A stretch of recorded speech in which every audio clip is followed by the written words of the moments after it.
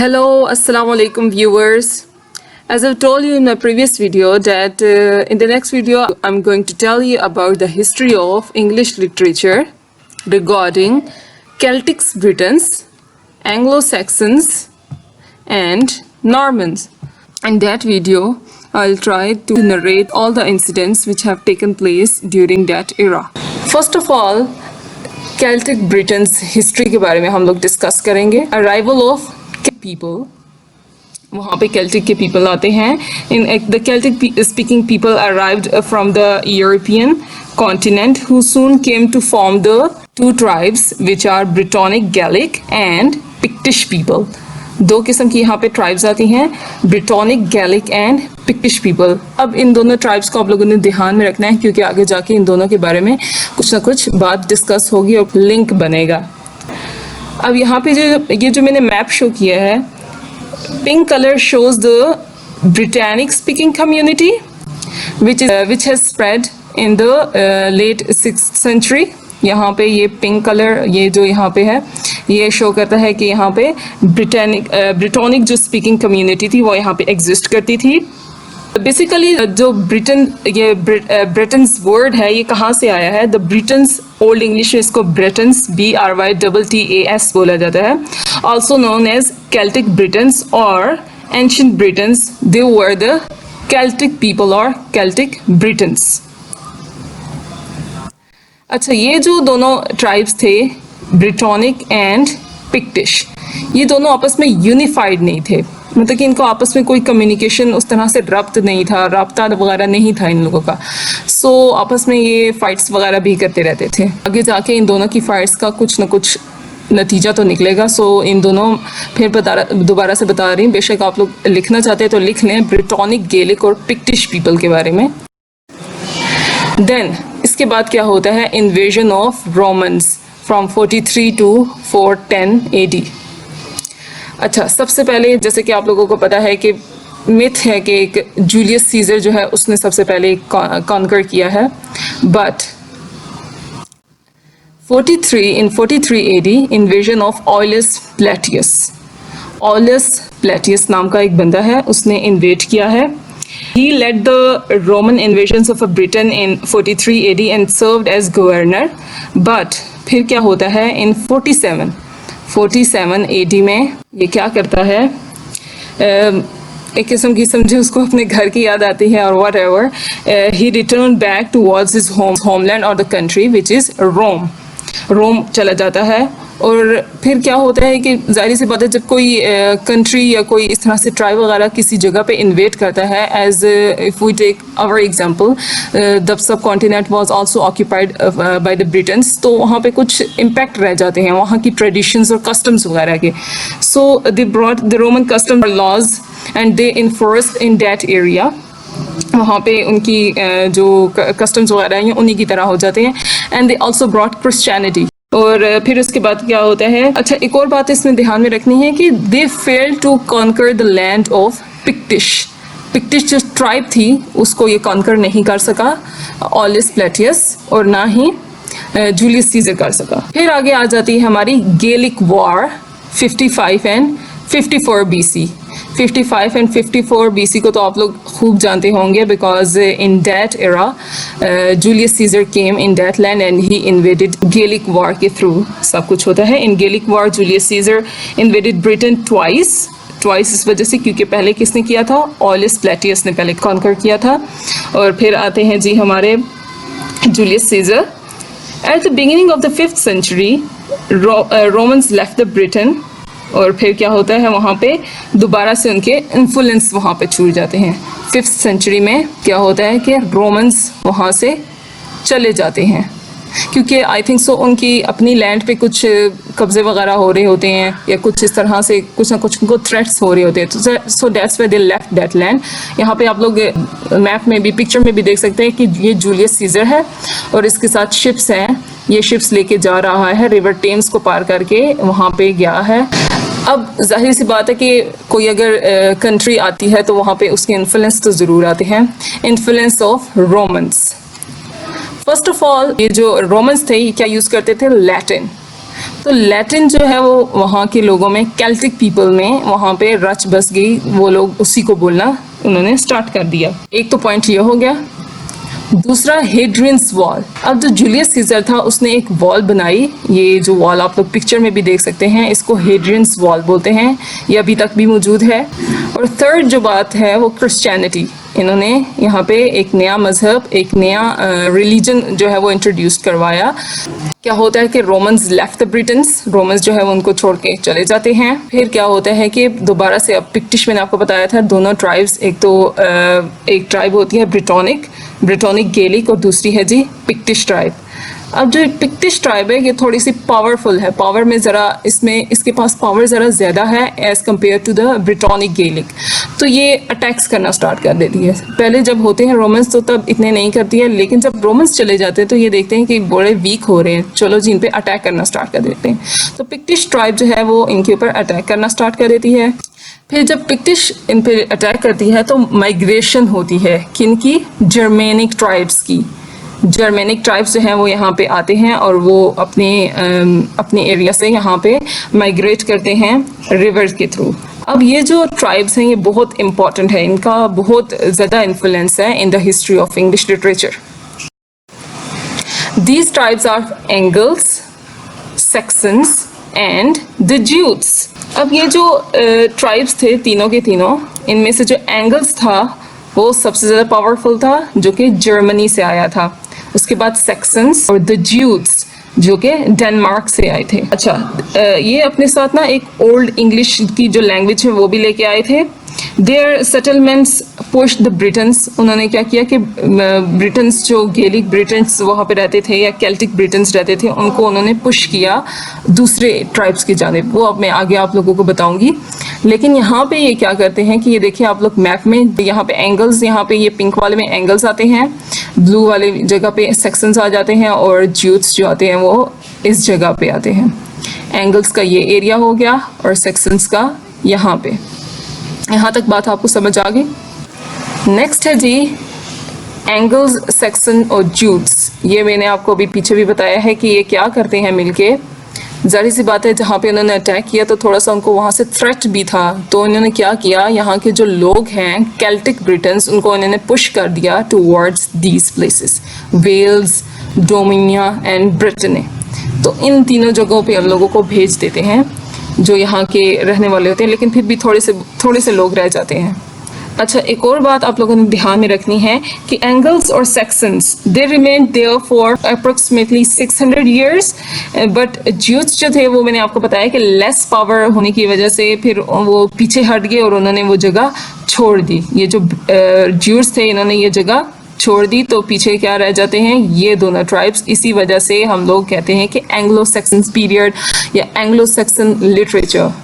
अच्छा, अब एक और बड़ी इन्होंने एक तरक्की यहाँ पे की है और बहुत अच्छा काम किया है कि एंगल्स, सेक्शंस और ज्यूट्स ने मिल के 7 यहाँ पे जो एरियाज हैं उन लोगों ये लोग यहाँ पे बनाते हैं वेल्स, मर्शिया, वेसेक्स, एसेक्स और कैंट के नाम से। तो इसमें सबसे पावरफुल होती है जी वेसेक्स।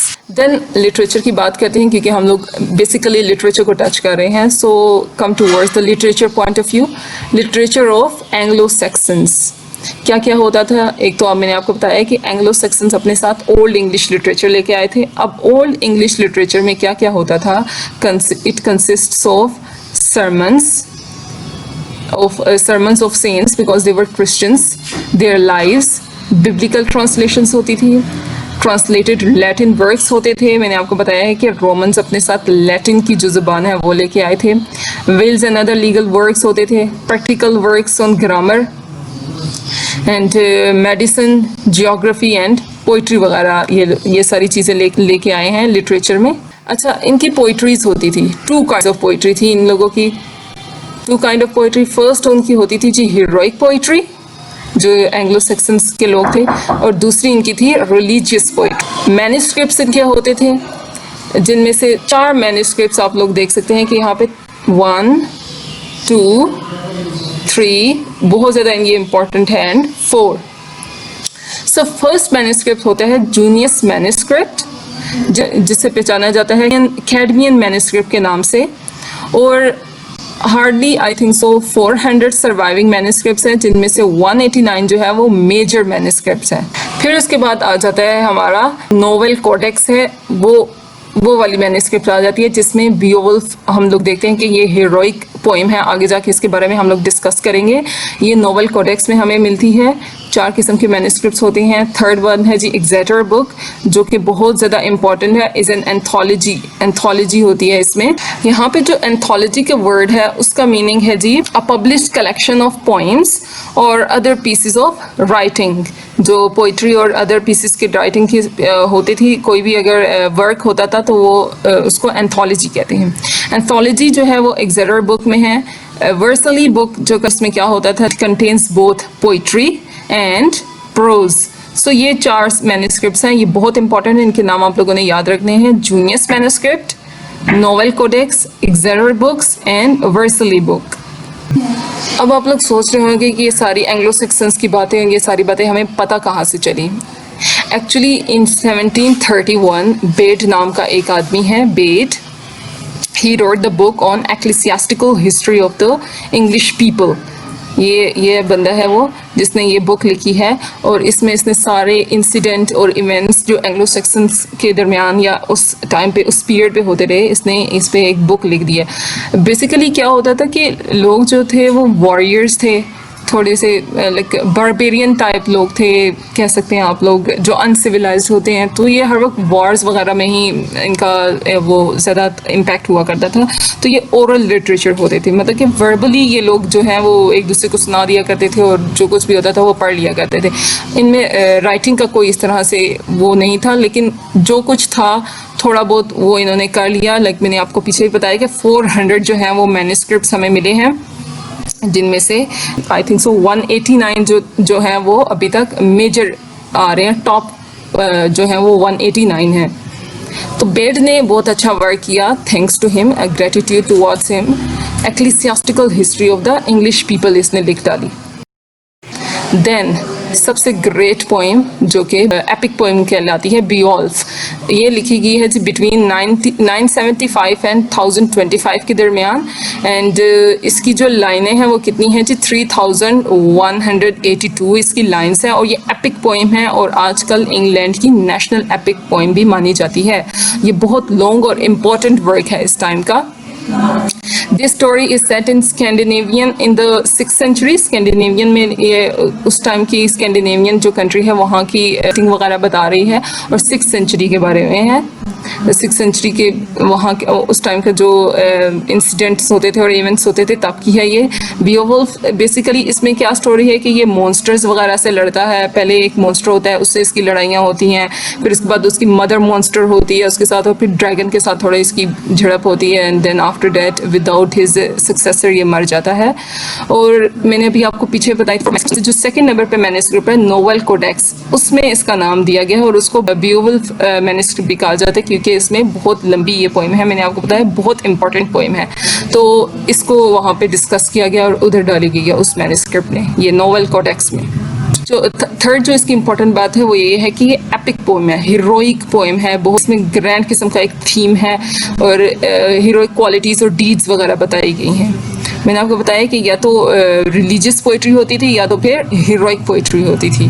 विटसिट नाम की एक और पोइम है जो कि कहलाती है ट्रैवल सॉन्ग। ट्रैवल लोग भी हम लोग कह सकते हैं कि ट्रैवल, मैंने आपको बताया ये लोग बहुत ट्रैवल करते थे, वॉरियर्स होते थे, तो ये उस टाइम के इनको जो सॉन्ग्स होते थे, जो कुछ इनके मुंह में आता था या कोई जश्न वगैरह करते थे तो ये बोलते रहते थे, पोइम्स वगैरह बोलते रहते थे। तो विटसिट के नाम से एक पोइम भी है। इसके मैन्युस्क्रिप्ट्स इतने ख़ास अच्छे नहीं मिलते जिस तरह के बियोल्फ के हमें पूरी एक पोइम मिलती है, तो विटसिट के manuscripts I think so first से और लास्ट से हमें नहीं मिलते। 143 लाइन्स की ये पोइम है और सर्वाइव्स इन द एग्जेटर बुक। एग्जेटर जो बुक है, जो मैन्युस्क्रिप्ट है, उसमें इसको सर्वाइव किया गया, वहाँ पे ये हमें मिलती है विटसिट के नाम से। इसको डिफरेंट मैन्युस्क्रिप्ट्स में आई थिंक सो लिखा गया, लेकिन ज़्यादातर इसका जो पार्ट है वो एग्जेटर बुक में हमें मिलता है। अच्छा, एक और नाम है डियोर, जो कि एक और पोइम है डियोर के नाम से, जिसका एक दूसरा नाम है जी द लेमेंट ऑफ डियोर। सो ये भी एक और पोइम है इस अच्छा, कुछ अनोनिमस वर्क्स भी थे। Anonymous means without any name, जिसका कोई नाम ना हो, मतलब कि लिखने वाले बंदे का नाम ना पता हो। फर्स्ट इसमें आती है द एग्जैक्टर बुक रिडल्स। यहाँ के लोग जो थे वो रिडल्स में मास्टर थे, मतलब कि इनका दिमाग बहुत चलता था, तो रिडल्स में ये अपना फन दिखाया करते थे। सेकेंड वर्क है जी द वाइफ्स लेमेंट। थर्ड है द सी फॉरर। The fourth one is the Wanderer. और the Anglo Saxon Chronicle, chronicles में ये लोग बहुत लिखा करते थे। And then the Battle of Maldon and the Dream of the Rood, मतलब कि ड्रीम और विजन पे ये बेस करती है ये वाला जो वर्क है।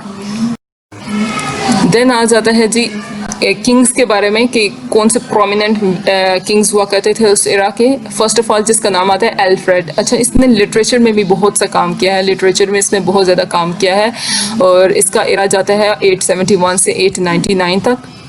सेकंड नाम है एथेल्स्टन का, जिसका एरा 925 से 939 है। और थर्ड वन जी एडगर जो है वो उसने ये प्रोमिनेंट किंग थे उस एरा के। और वहाँ इस एरा के जो इम्पोर्टेंट लिटरेरी कैरेक्टर या इम्पोर्टेंट पोइट्स जो या हिस्टोरियंस आप लोग कह सकते हैं वो ये हैं जी कैडमन, सैनवुल्फ, paid. Caedmon is considered the first Old English poet whose work still survive. Only his first poem comprising 9 lines, Caedmon's Hymn, still remains. इसके नाम की जो एक पोएम है Caedmon's Hymn के नाम से, वो अभी तक सर्वाइव करती है। सेकेंड नाम आता है जी Ceanwulf का। His 4 poems are attributed to him. These are the first उसकी पोएम है The Faiths of the Apostles and Eileen. Third है Christ 2 and Juliana. अच्छा, फिर उसके बाद क्या होता है कि over time and time attacks हो रहे होते हैं फ्रॉम डेन्स एंड वाइकिंग्स की तरफ से। वाइकिंग्स जो थे वो आते रहते थे, उनका जो मोटिव या पर्पस जो होता था वो वहाँ पे परमानेंटली रहना नहीं होता था, बल्कि आते थे, इन्वेट करके चले जाते थे, तो उनकी तरफ से अटैक्स हुआ करते थे एंग्लो सैक्सन्स के होते हुए। फिर आ जाती है बहुत इम्पॉर्टेंट एक एरा आता है जिसमें क्या होता है कि Norman conquest of England, Norman conquest of England 1066 में।